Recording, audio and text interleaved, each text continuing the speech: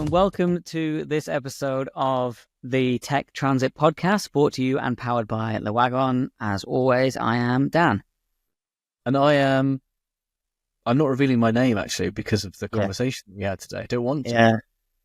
Well, no, I think there's a good omen for the terrifying topic of this episode, right? Today we spoke with Malik Amgar, and he is a serial startup CTO, founder. Co-founder of two. Yeah, co-founder of two startups. We mainly spoke today about protecting and building a digital reputation. And basically he walked us through what a digital reputation is, how you can clean up your digital act. Or more importantly, how exposed your digital footprint makes you over the course of many years of being on the internet, and how companies search you up and how to get rid of it, which is a bit of a diversion from, because we wanted to talk to him about his CTO journey and how he manages two companies and what the technical challenges were. But the topic of, finding and scrubbing history from the internet is fascinating. I think as well, when you listen to the episode and you hear the stories that he tells, I think it's very valid for people who are starting their journey. If you've graduated from a boot camp or you're starting your job search, it was fascinating to hear the lengths at which companies will dig. It's in equal parts fascinating and kind of scary, but I mean, probably only for people who are making hugely ethical, irresponsible decisions on the internet, publicly posting them anyway, and then trying to get into positions of public facing, political. Or I can't imagine you, listener, as a tech graduate or in the tech field, are specifically exposed, but still fascinating topic. So without further ado, I think here's Malik. Enjoy the episode. Yep. Okay. So my name is Malik Amgar. I'm an engineer from France. I've been an engineer for the last 6 years, I guess. I've done the business intelligence and big data studies.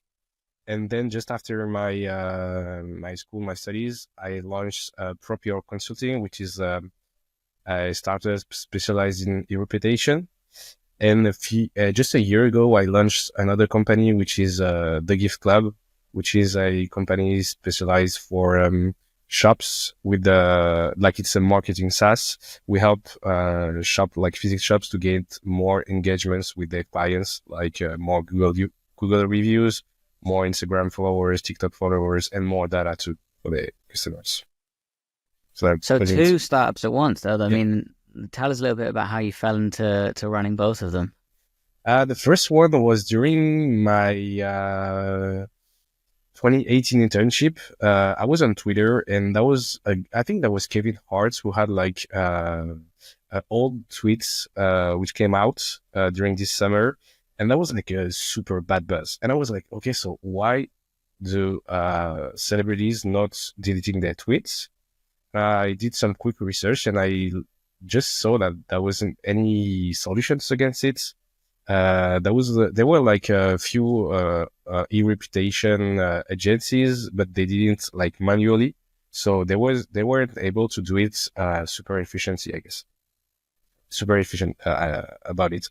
So I decided to launch a small tool with some words, ban words, on Twitch, for example, careful. I won't give any examples, but you can see what bad words. All the bad words you can imagine. I put it in a big list, and I developed a quick tool which can compare two texts, for example, a tweet archives with this ban words list, and then which can automatically delete these tweets.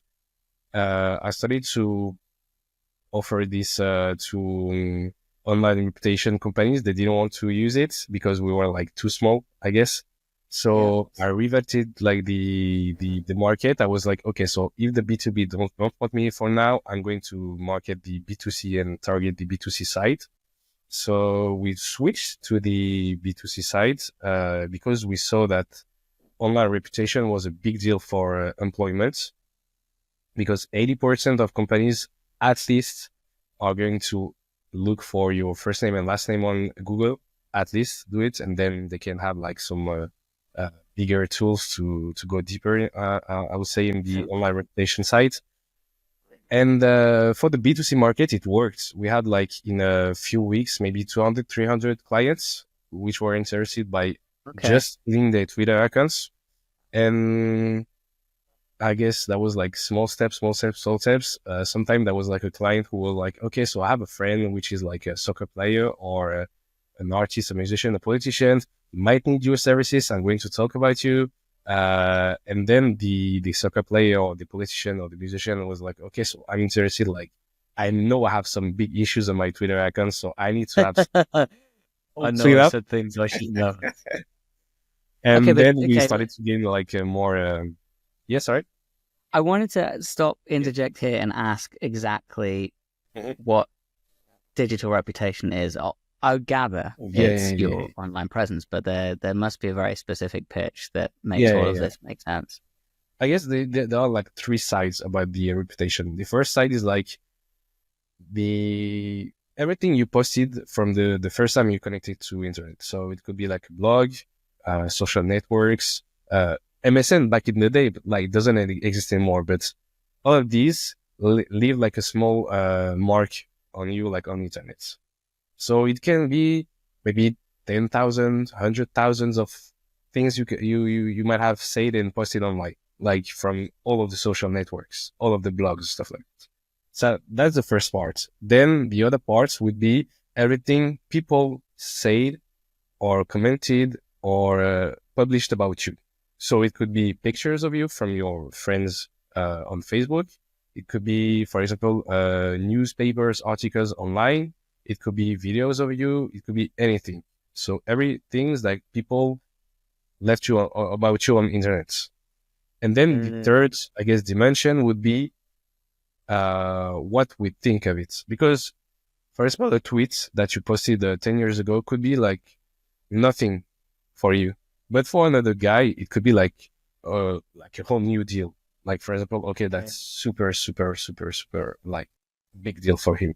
So that's these three dimensions. What you posted, what is posted about you, and then, like, what people can think about these two last dimensions. And the weird thing about the last dimension is, like, you cannot have any control on it because everyone is different. I mean, okay, that is scarily deep. Everything you've ever posted, everything ever. I mean, I only very recently joined Instagram, like a few years ago, so mine doesn't go back for years and years, which is kind of. I've seen your posts. You should be worried. Middle of the road, nice posts. Either way, okay, great.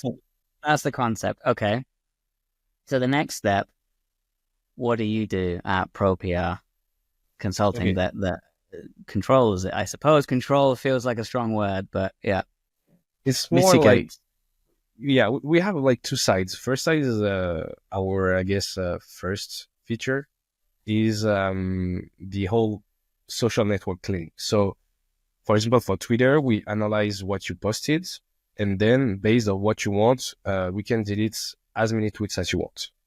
So it could be, okay, so I want to delete everything since the first day I was like on Twitter. So we're going to delete everything.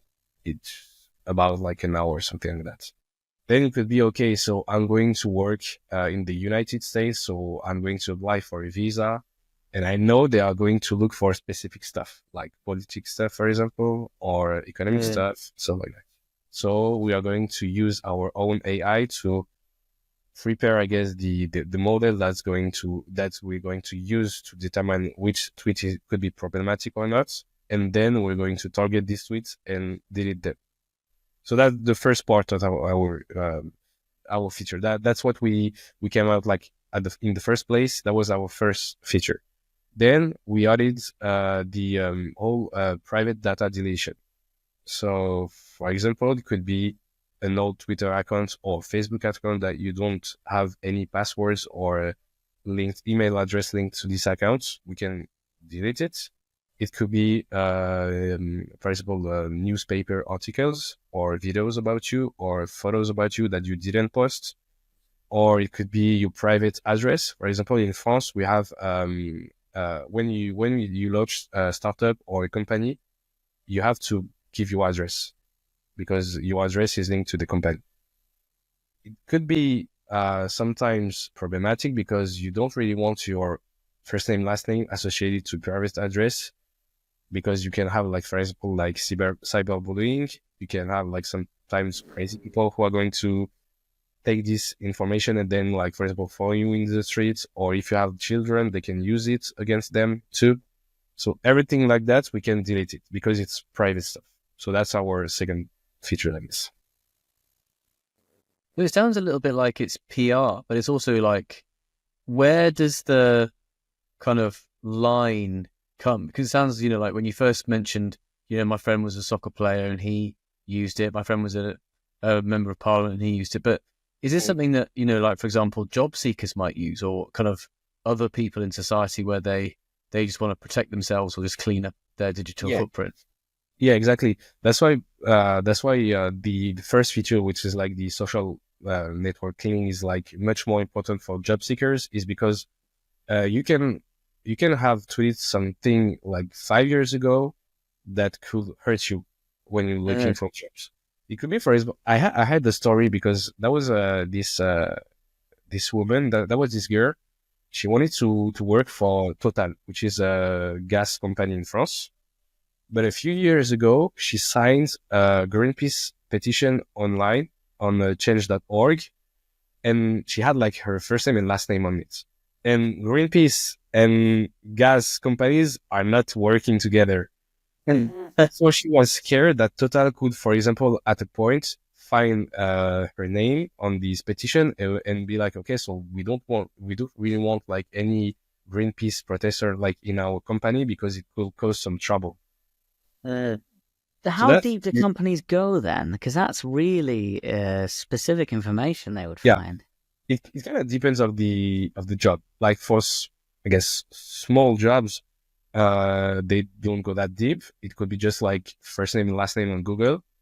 But there are, like, some other companies, like for big jobs, or like when you're going to have, like, an online presence or a media presence, for example, they will look, for example, for specific information, thanks, for example, to screening companies. So these are companies who are hired just to look for your information. Could be your old companies to just look and compare with your resume. It could be, for example, your old school to check for your diplomas, but it also can be for your online information, just to be okay. So we check that he's going to fit in your company and he won't cause any trouble. And you have other, like, software too, which are used, usually it was used by the salesmen. Like, they use these tools to just put, for example, a phone number or an email address, and then they will find all of the personal information of the person they want to target, to have, for example, the private phone or the private email address, because that's more efficient if you are sales to have a private address, email address, than the professional email address. But these tools, now you can use it to gain, like, a whole lot of more information of it. For example, the Facebook accounts, if you're divorced, if you're married, if you have, like, dogs, who are your friends, where did you study, stuff like that, because everything is connected now. Even more with the for example, the security breaches in a lot of, for example, LinkedIn. Every year, I guess, there is like a security breach with, I don't know, like 200,000 email address leaked online, stuff like that. So they will just retrieve all this information, they would connect them together, and then they will buy, like, an online profile about you. So that's how they can like find anything, I guess, about you. Something. So the website called Have I Been Pwned? You know that? Yeah, Have yeah, I yeah. W. So that's for anyone one in the 90s. How? Yeah, I thought I was saying it wrong. I was saying it with an American accent. It's my own my own sanity more than anyone else's. But when I was teaching on a boot camp, obviously I put my login details into hundreds and hundreds of student apps to test the login flow, and I think every single one of them has been like, basically all the credentials have been sort of fished out, and put online somewhere. And so, but it's obviously that website thinks that those are like genuine apps. So there's like a list of this, like, you have serious data breaches everywhere on the internet. So it's so annoying for me because But even for example, in France we have la CAF, which is like the governmental how do you say entity, and even for them they have like a lot of security breach. And then you can have like your ID, your social security number, stuff like that online with a private address, stuff like that. And if it's linked to other stuff, you can have like a lot of trouble. Yeah. You touched on the easier mistakes, reputational mistakes that people might spot, especially job seekers. Are there any places where they're maybe not as obvious, but that people should be very aware of online? Usually it's more like on I guess the whole anonymous side of internet, because often people think, okay, so I don't have my first name and last name on Twitter or on Reddit or stuff like that, so I won't be careful.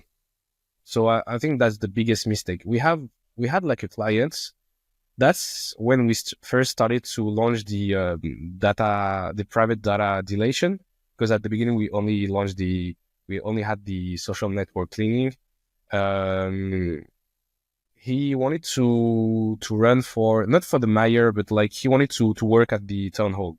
So there were like some elections, stuff like that, and he had an old Twitter account. There wasn't like his name on it. That wasn't like any private information on it, but there was like a lot of problematic tweets. He made at maybe 16 or 17 years or something like that. And someone at the town hall told him that at a point there will be like a big like investigation about everyone, because they didn't want any trouble after that. So he was scared, and we had to delete this account because of this. Like there wasn't like that many personal information on it, but when you took, for example, like a tweet, we said like, okay, so I'm going to this fast food place, for example, which is in this city. Okay, so I'm going to high school in the same city. Okay, so my friend's name is like this in the same city. When you just retrieve all of this information and then you put it together, it's going to build your online profile. And then even if you're anonymous, like you can say that's this person, like for sure. So I guess the biggest mistake that people make on internet, is when they think they're anonymous, but they're not. Yeah. All right, let's to scare the listeners less. Let's talk. Let's talk a bit about your other company, Gift Club. What does it do? So the other company is more recent. It's I think we launched it last year, like January of last year. That was the beginning, and we started to sell it since September. So we are a SaaS specialized for physical shops, and we help them to get more data. We help them to have more reviews on Google, more followers on Instagram. Everything thanks to gamification. So we put in stores small QR codes that the clients can scan. Then they can access to a mini game. Could be, for example, like Wheels Fortune. And if they want to play and get something after that, they will have to do something. So it can be leave a review on Google, as I told you. It could be leave some personal data, such as, for example, phone number. And then they can play. They can win something from the store. It could be, for example, 10% discount from your next visit. It could be a free menu. It could be a free drink, stuff like that. And if they want to get their free gifts, they will have to come again and buy again. So that encourages repeat business. And thanks to that, for example, our customers get more, like, I guess that was like 300 or 400 reviews on Google in less than a month, and as many data. And then they can, for example, use the phone numbers to send like SMS messages to their customers or email campaigns too, something like that. So we help shops by gamification. That's a lot more. That's a lot less scary than the other thing. Yeah. Isn't it? Yeah, exactly. That's more like games, and everyone's the Yeah. and we So get as like the CTO of both, though, I mean, how's your time split? How do you manage time between both companies at once? I guess it's 80% the Gift Club and 20% Propria now, because Propria is like by itself now. We have like more than 10Ks on Twitter followers, so it's all working by itself. So for the last year, I've been like 80% of my time on the Gift Club. I'm working with one of my associates from Propria Consulting too, who is my associate too on the Gift Club, and we are working together on the tech side. We were inspired by what we did with Propria, sorry, because we use AWS services. And everything is set up on the microservices side, and we were like, okay, so we had like 4 or 5 years of work behind us. We need to use again some stuff if we want to buy something quick. So that's how we did. So a lot of it's automated now on that side. Yeah, nice. Fun mode of the work. Yeah.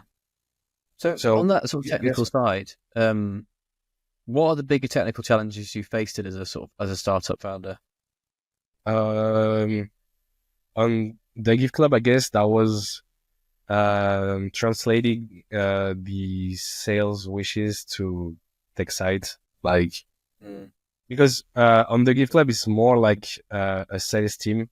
We have like I guess 80% of the team is like sales side. So they all have business requires and stuff like that, inquiries, and we have to translate it to something technical and functional.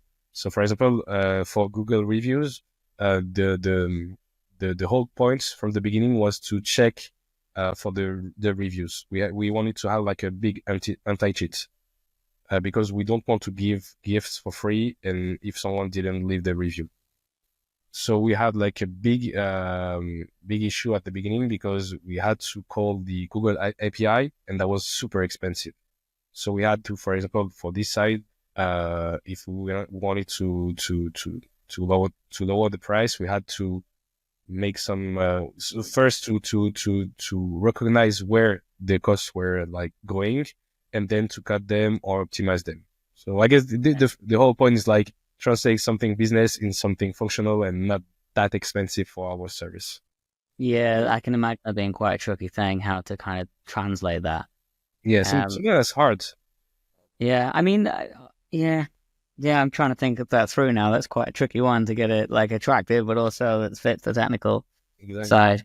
So I wanted though to talk now about how, I mean, you were talking about how I assume you use a lot of AI and the automation to find people's past history and then delete it, I suppose, is the trick. But then how do you think that's going to change things over time? Because, as soon as it still seems odd saying this out loud, but when AGI comes, the actual, that we can see everything all at once anyway, then that's going to be quite difficult to hide someone's past without it just being stored instantly or something. So how do you think it's going to change that previously static internet in the near future? Our biggest hopes, I guess, will be on GDPR regulations. We need it. We still have like some challenges because like some companies don't want to fit with the GDPR, mostly American companies. So I guess we are going to work as much as we could, but the GDPR would be the whole thing. If the GDPR follows like and build like some specific rules about, for example, storing information, stuff like that, even if it's big on AI, stuff like that, if they're like strict and they have like good regulations, we will be able to use it and then work with it. Because that's how we work actually. Like a lot of our automatized tasks are built on the GDPR like laws, and then we send it to whoever we need to send. But if the GDPR regulation is good, then we can work. Okay, so the GDPR thing would stop companies searching people or help you find them better? It's going to stop. It should stop companies to like fetch people. Yeah, but then that would be bad for you because then Not, people will need to hide their. not Assuming really, there's a because lot of people with bad pasts out there, they're your best customers. yeah, but the past is already like written for years. And then I think there will still be like other companies who are going to launch products, who are going to escape from the GDPR, like from a way or another, because there are always like some gray lines, I guess, like gray side, like you don't really know how to go there and how to exploit something. So there would still be like American companies or Asian companies too who are going to play with that limit. And at the moment, the GDPR rules don't apply to AI at all, do they? There's no like compliance that has to be in place for AI tools. Yeah, I think they still need like to work about it. But I guess the bad thing is that Europe is good on many regulations, I guess, but they are like so slow. So I think we won't have any good regulations for I think that's going to be like for the last 2 or 3 next years. At least, I guess. That's like the kind of difference between the Jurassic period and now in terms of AI progression, isn't it? Yeah. Very slow. Everything goes so quick. And for example, even if there are like some regulations, companies will make more money by breaking the rules and then have a fine that to respect the rules. Yeah. So they don't really care about the rules. What are the ethical like considerations around e-reputation?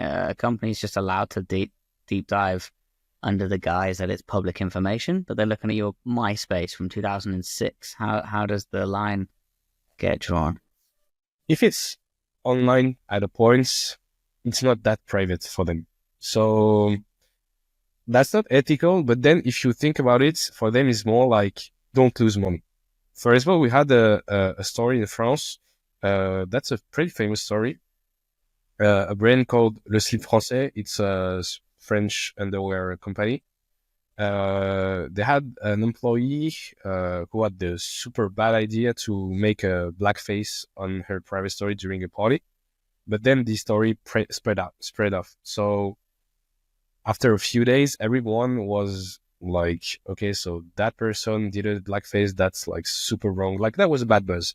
And after a few days again, people started to be, okay, so she's working for Le Slip Français. They didn't do anything about it. So they're racist, stuff like that. So I think they laid off the woman, but that was still like too late. So they lost like a lot of money because they had to do like PR stuff. They had to go on interviews. They had to hire someone else. They lost some sales too because of this bad buzz. So that's not ethical from the companies, I guess. But on the other side, it's like, okay, we don't want to hire anyone who could lose some money. Yeah, that's crazy. I don't know how drunk you are. It seems like an odd idea to blackface and take a picture. Yeah. To me, yeah, exactly. That's a crazy idea, but yeah. So objectively, I've never been in a situation where someone's been like, "Whoa, stop me just before I do this insane." Yeah, you leave the house. Don't post it. Yeah, crazy. Yeah. But the story is like, you can do like private stuff in your private life. If it goes online, it could have like some repercussions for everybody, actually, like your company or your friends, stuff like that. So yeah, I feel like you have to have done that in your private life, and then eventually it gets posted online. But I don't ever privately even think. Me too. Blackface and run around privately, just no one posts it. I think she deserves it. But yeah, and then it got to the point where someone or she herself took the picture, and it's very hard to have sympathy for that person. Really, it's like when Prince Harry dressed up as a World War II German soldier. World War II German soldier. Yeah, that seems like a objectively bad idea from all angles, especially if you're the Prince of England. Like, regardless of if you're just a normal person, but being like that much of a public figure, I do wonder how these decisions get made. Yes, sometimes I don't understand people's thoughts. Yes. Yeah. It was There's a thing in the UK with newspapers where there's like terrible stories that come out about people, and they put out these things called super injunctions where they pay millions of pounds to stop the story going to press. But it's just like you've done a bad thing. It's like you're in the public eye. It's kind of like that shouldn't be hidden, Yeah. and it's going to come out eventually. You know, like you're talking about this person in this example anyway. I think, yeah, it is a very ethical consideration, isn't it? The line is not blurry from a certain point of view.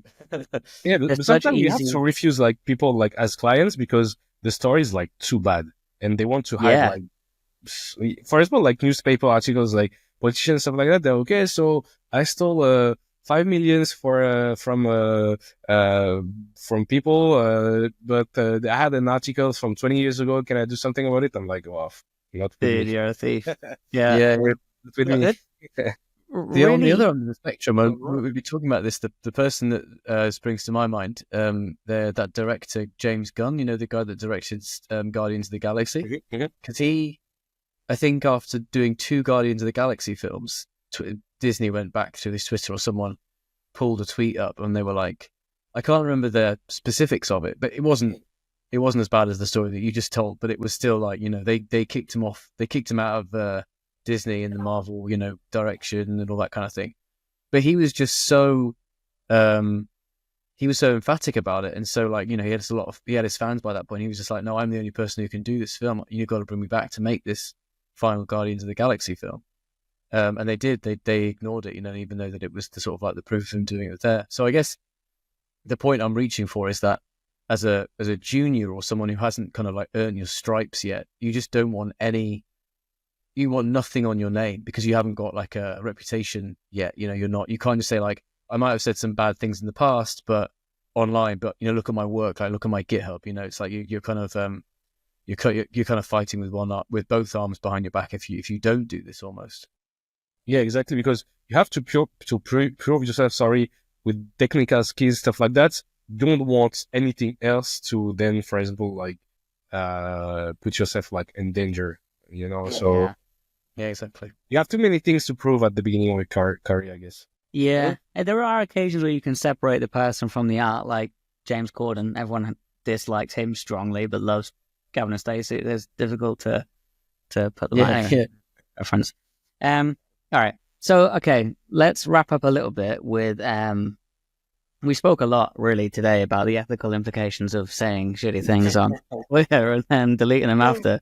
But let's focus now as a CTO. What is the biggest piece of advice you have for some of our listeners who might be thinking about, you know, especially managing multiple projects? I guess the first step would be to A/B testing a lot. I love doing this. I love when I release something for example, like a few customers or a few portion of your users, and then you can check if it's like if people enjoy it or they don't like it, if it's working or not, if it's efficient on the price side too, like the cost side, and then to, for example, reverse thing, like if it doesn't work, you can reverse and do something else. And if it works, you can spread out to like other clients or other users. I guess the biggest advice would be to A/B testing things, because I have like a lot of students too on the other side. Sometimes I give like some lessons too, and they don't A/B test a lot. They just like, okay, I'm going straight forward on my project. I'm going to build something big. So they develop and they develop and they develop. They code, but at the end they don't A/B test anything. So they don't have like some good feedbacks from their community. So that would be the biggest advice, I guess. And then focus on one thing at a time.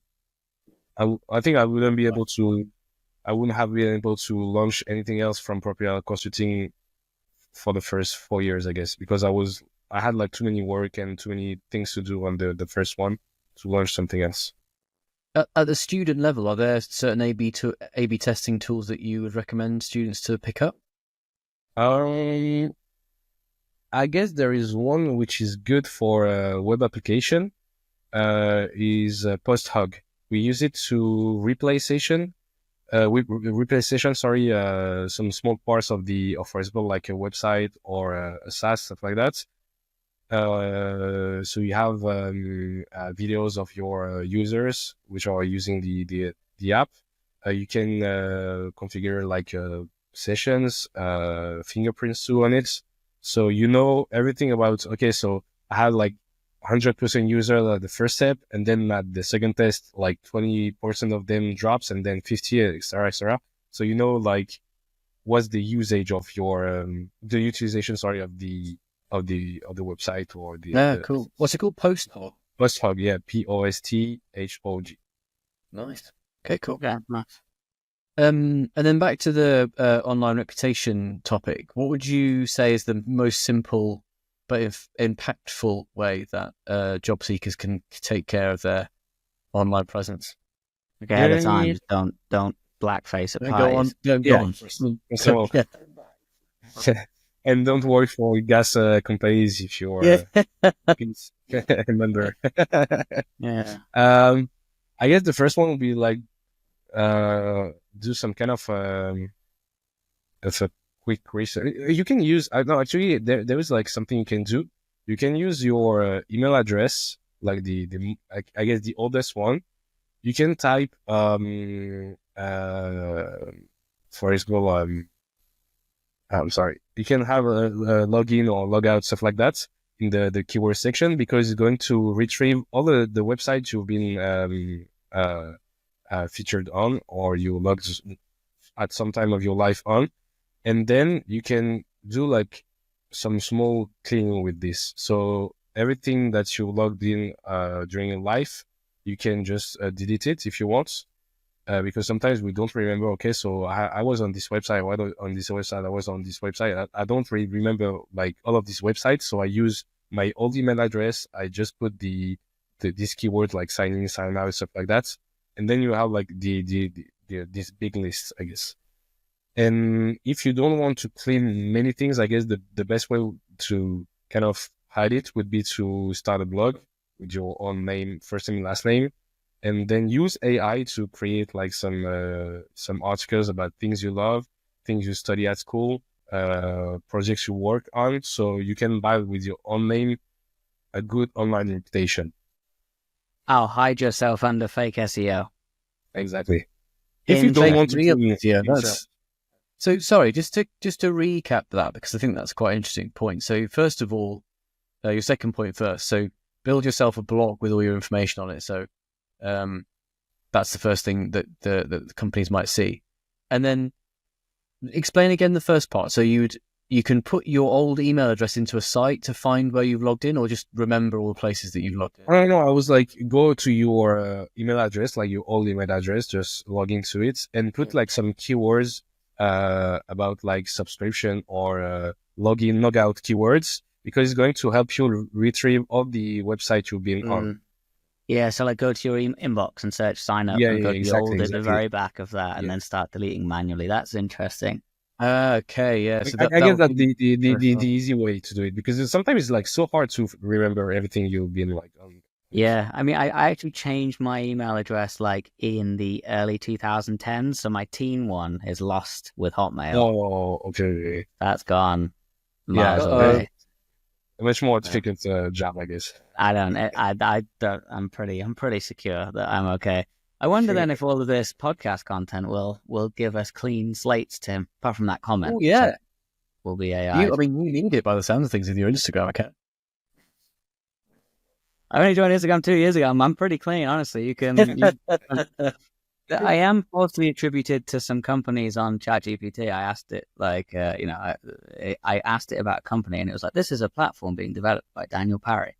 And I think that's just because I was asking GPT about that platform, so it thinks I wrote it before it was made. It's interesting. Anyway, so let's wrap up there. Thank you very much, Malik, for the insights and kind of scary conversation.